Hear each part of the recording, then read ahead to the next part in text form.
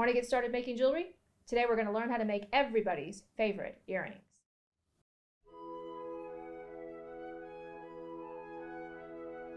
So today I'm going to teach you guys how to make a super simple but very stylish pair of earrings. And the reason I love them is not really just because of their construction and how easy it is, but it's really because every time I wear them, I always get tons of compliments. I don't know what it is about them. They kind of look like upside down tulips with chain on them. There's a lot of different colors of metal, but they seem to catch people's eye, and it makes you feel good when people notice what you made. So we're going to do those today, and I think you're really going to love it. So in order to make this project, of course, you're going to need some tools and supplies. I kind of like this project because you can actually use up some of the scraps and leftover pieces of wire and chain that you have available in your stash. So a great way to use up those little bits and pieces. Now, as far as our supplies are concerned, you're going to need some 16 gauge wire. You are also going to need some scraps of chain. I like to use like a brightly silvered tone chain and then one that's a little bit more oxidized, kind of like this stainless steel chain I have right here. See, there's just a very slight variation in the colors of the chain, but something about the different colors of chains just really adds to the look of these very simple earrings. It's all about those subtle differences. You're also going to need some 20 gauge wire to make your ear wires with. You can of course use a pre-made pair of ear wires if you want to. I just like to make my own, so we're going to do that today. As far as tools and supplies are concerned, I'm going to be just using a basic ring mandrel. Any dowel will do. I just need to kind of shape these tulips. Then I'm also going to be using a couple different flush cutters, and there's a reason for that today. The stainless steel chain that I'm cutting is a little heavier in the gauge, so I actually have a cutter that is rated for tempered steel. And then I also have my favorite flush cutter right here, which I'm going to use for everything else. Then I have a 6-step bail shaping plier, which I'll use to make my ear wires. And then I also have a chain nose plier, which you're going to use for just about everything, opening, closing, finishing, all that kind of stuff. So step number 1, we're going to use this 16 gauge wire. So I'm just going to pull out about 6 inches of this wire and cut it, and then I'm going to pull another 6 inches. When you're making earrings, it's really important that you do both of them at the same time. If you don't, all bets are off whether they're the same size. So I'm going to be making 2 at once. I'm going to clip this off just like so, and then I'm going to clip another piece. And I just always like to make, even though I won't use all this wire on either one of these, I always just kind of start with the same length of wire. That way everything kind of feels the same. So I'm just going to measure it against the other piece and clip. Next step is we're just basically going to fold these 2 pieces of wire in half. See, I just kind of straightened out the 16 gauge wire with my fingers. I'm going to grasp them approximately in the center, and I'm going to bend them in half. Now, the tighter you make this bend, the better your tulip is going to look. So we're going to tighten that up in the center, and then I'm going to give it a good squeeze with my chain nose plier, and then I'll tighten up the other one and do the same thing. This is a plated wire, so you need to be careful not to mar your wire. And the flat inside edge of your chain nose plier is a good one to work with. You can also work with like a nylon coated plier if you want to, and that's even better because obviously that won't mar them at all. But just make sure you get both of those guys tightened up about the same. Just like so. Ta-da! Okay. So now we're going to kind of shape these up, and you'll do more shaping a little bit later, but what you want to do is open up the bottoms of them like so, and like so. Then this is me, look at me testing my other pair of earrings, but I'm just going to kind of try to make sure I open them up about the same. And then I use a dowel or a mandrel. You can just use what you have. Don't feel like you have to use this ring mandrel if you don't have one. You can also use anything. A lot of people use old pill bottles. Many people will use like rolling pins. I've seen cans, just whatever you have. This works because it's steel and it kind of is very, very strong. So I'm just going to bend this around the side here and then do the same thing on the other side just to start forming the look of my piece. So just kind of bend that. And you can see it kind of starts forming that tulip shape. and they're both relatively the same. So next step is to trim your wires to length, and you just want to make sure you trim them all the same length. I'm using a guide because I actually had a pair that I was working on before this, and I'm just going to trim that down. And I would say that this is 2¼ inches. And the one thing about this particular pair of earrings is once you decide the length that works for you, you probably should measure them every time just so that they always look the same and you don't get all mixed up. So also makes me feel a little bit more confident when I've done that. So trim like so, and then do the same thing with the other side. So open that up and cut and cut. So now essentially you have two kind of upside down tulip shaped pieces, your basis for those earrings. And see, I have a little extra left over. So next step is to make, and I'll show this to you on the back of this earring, you can see I've got two little loops that hold the chains. And you can't see them from the front. I actually make them kind of go to the back of the earring on purpose. So that's kind of the trick to making these look so pretty. And the way to do that is to use your bail shaping plier, and you just grab the end of one of these little spokes that you made and just you roll it into a loop. So when you pull it to the side, you can see it, but when you look at it from the front, you can't. It's like a little invisible loop. And then do the same thing on the other one.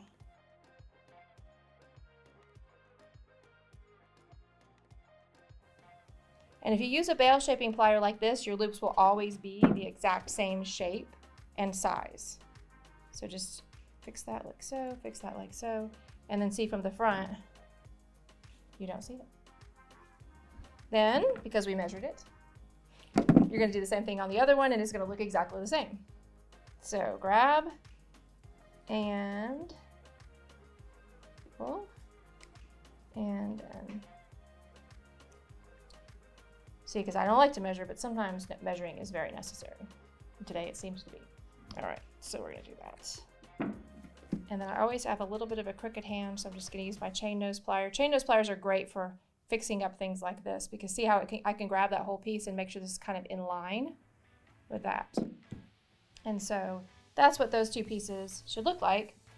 And then on my original pair, I can see that I had a little bit more of a kind of a curve in the piece. So I'm going to pull this over my mandrel again and work on that curve. And so I'm just going to bring this down over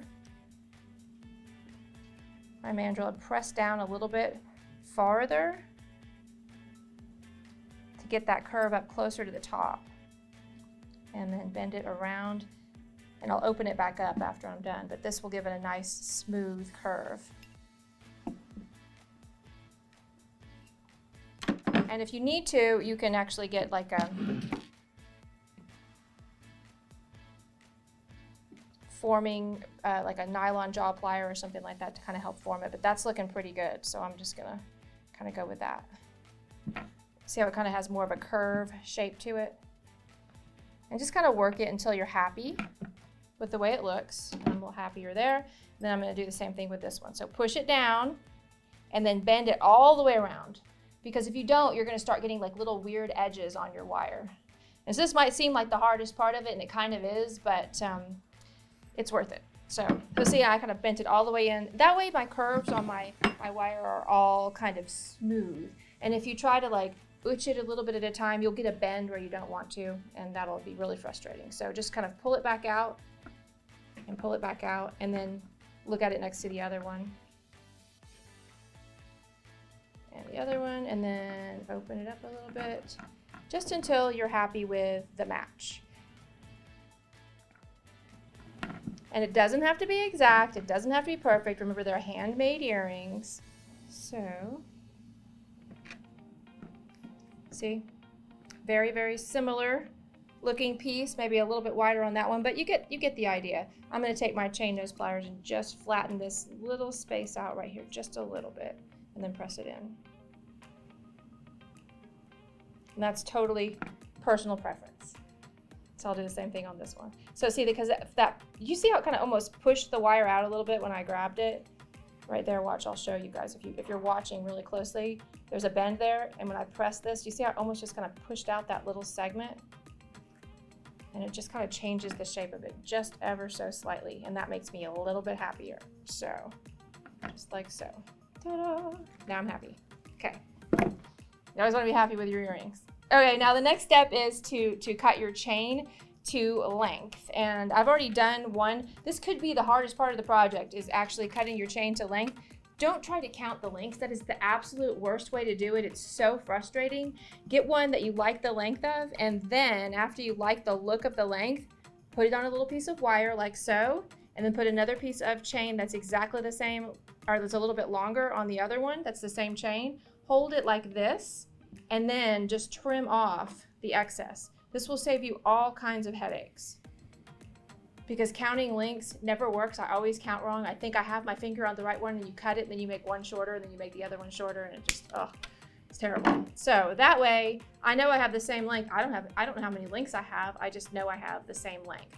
Now this particular piece of chain that I cut is going to be, look at me, more measuring. I don't know what's going on with me today. This is going to be right at, measuring chain's also really fun. 1 3/4 inches. That's the shorter piece of chain. And I already cut my other pieces. So these two longer pieces here with the stainless steel chain are going to be 3 1/8 inches long. So let's see if I'm right. Now you can always kind of butch these back and forth just a little bit. I know that my shorter piece is exactly the length I want. I'm not 100% sure about my longer piece. So if I'm not happy, I can trim that up just a little bit, but I do know they're the exact same length. So now what you're gonna do is you're gonna open up these loops that you made at the back, and you're gonna attach your chain. You want the shorter piece in front, so you put that on first, and then the longer piece in back.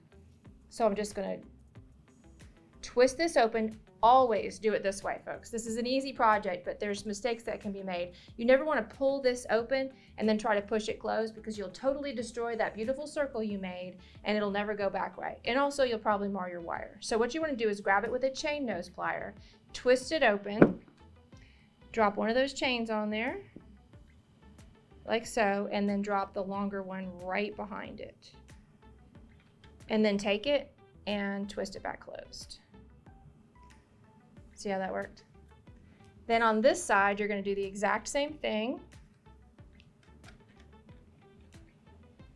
You're going to twist it open, starting with the shorter piece again, because you want to put that on first. And then adding the longer piece. Now we're going to twist that closed, just like so. And yeah, it's not bad. Let me see if I like the difference in my lengths here. So looks like I went a little bit longer on my bottom chain than I wanted to. I don't hate it, but I think, let's see, looks like I'm about maybe 3 lengths too long. So I'm going to trim that up. Let's trim it up to 3 inches. We did 3 1/8 inches. So we're going to take about 2 lengths off of the longer chain, 3 inches instead of 3 1/8. Okay, so we'll do that, and we'll see which one we like better, because they're your earrings, so make them how you want, right? Twist up, drop your chain link on, and drop your other chain link on, like so. Ta-da. Twist closed. Same thing on the other side. Twist up. Get that guy out of your way. Drop this one on, and then drop this one on.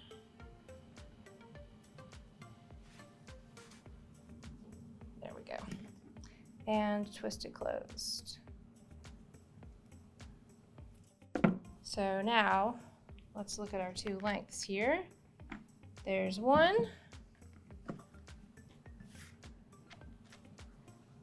And there's 2. There's not much of a difference, but I like that a little bit better. So what I will do now is I'll go back in and trim this other one up and make it exactly the same. Next, I promised I'd show you guys how to make a little pair of ear wires, because to wear these, obviously you need ear wires. You cannot wear earrings without ear wires. And it's so funny because I see people resisting getting ear wires, but they're kind of one of the most important parts of your earring. And you can make them yourself if you want to, but there's lots of different styles out there that you can work with. So either make them yourself or pick up some of the different styles of ear wires out there and practice and look and see which ones you like the best. And sometimes the ear wire can make the entire piece of jewelry. Sometimes the ear wire is the entire piece of jewelry. But today we're gonna make our ear wires, and maybe you have never seen how to do this, so I will show you. We're gonna start with 20 gauge wire, cut it with our flush cutter. You don't need the one that's rated for stainless steel to do this, because this is just a basic half hard wire. Okay, now we're gonna do this, so we're gonna grab the end of the flush cut piece, both of them together. Once again, we're working with both pieces together, so we make them exactly the same, and roll them into a loop with the smallest bail on your bail shaping plier. Then you're going to use the largest bail on your bail shaping plier. You're going to grasp those two pieces of wire, and you're going to bend them over, press them inward to get a little curve in your ear wire, and then you're going to trim the wires just like so, using a good flush cutter. This happens to be my favorite one. And then I got 2 ear wires just like that. You open and close these the same as you open and close the loops on your earrings that you made. You're just going to twist this open, drop this on, making sure that those loops are facing to the back of your earring. And then do the same thing with the other one. Twist it open, drop it on, twist it closed. Done and done. So here's what they look like on. I call these everybody's favorite earrings because every time I wear them, people ask me where they can get a pair. All right, so I just want to go through some of the tools and supplies you need for these earrings. First of all, we used a 16 gauge wire for the base, the kind of upside down tulip part of the earrings. And we just used some chain scraps for the chain parts on the bottom. This is the stainless steel. I already used all of that silver tone, but that's a nice combination of chains for those earrings. Then I also grabbed myself some 20 gauge wire to make the ear wires at the end. Tools and supplies. You're going to need some sort of mandrel to shape the pieces. You can use a ring mandrel or a larger mandrel if you want to, or anything around your house that has a rounded shape that you can round those pieces around. I did use a ruler today. I know you guys are proud. I used this beautiful pink ruler to measure, and it's kind of important with this particular pair of earrings because if you don't measure, they're not going to be the same. So we did that. Then as far as the ear wires were concerned, I used my 6-step bail shaping plier, and I used my chain nose plier. Then also I used 2 different cutters today, and the reason being I had some stainless steel chain, which I didn't want to ruin my regular cutters with, so I used a cutter that's actually rated for stainless steel. If you wonder why I didn't use it on later parts of the project, is because this is a semi-flush cutter. It doesn't cut the end of the wire super flush, so I used my flush cutter to do that part. Thanks so much for watching. If you guys would like to pick up some supplies like the ones I worked with today, check out the links down below. What other projects would you like to see made with unfinished chain? Let us know in the comments. Don't forget to like, subscribe, and ring that bell. And now that you know a little bit about making upside down tulip chain earrings that are going to be everybody's favorite, you can say, I made this.